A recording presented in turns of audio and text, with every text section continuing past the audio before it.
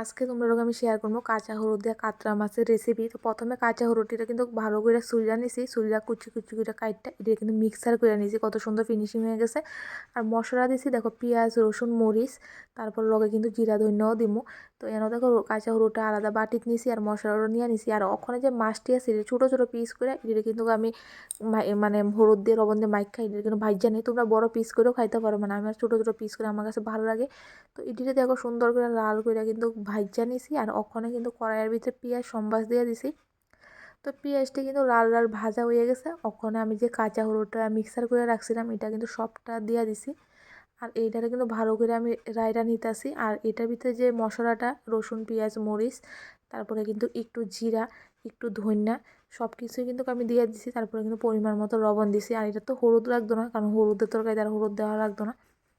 ওখানে আমি ভালো করে কিন্তু কষায় নিবো। তো দেখো সুন্দর করে কিন্তু কষানি হয়ে গেছে, দেখো একদম কিন্তু শুকিয়ে গেছে, সবটা জল টাইনা নিছে। আর ওখানে দিয়ে দিছি গরম জল।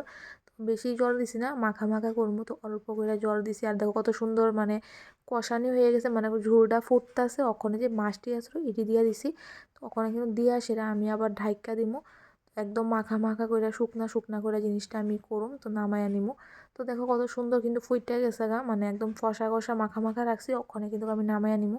তো দেখো আমার কাঁচা হলুদ দিয়ে মাছের রেসিপি কিন্তু হয়ে গেছে, তোমরা খায়া দেখো। অনেক স্বাদ, কাঁচা হলুদ শরীরে লেগে কিন্তু অনেকটা উপকার। আর আমরা কিন্তু অনেকটা পছন্দ করি, কারণ সবসময় আমরা খাইতে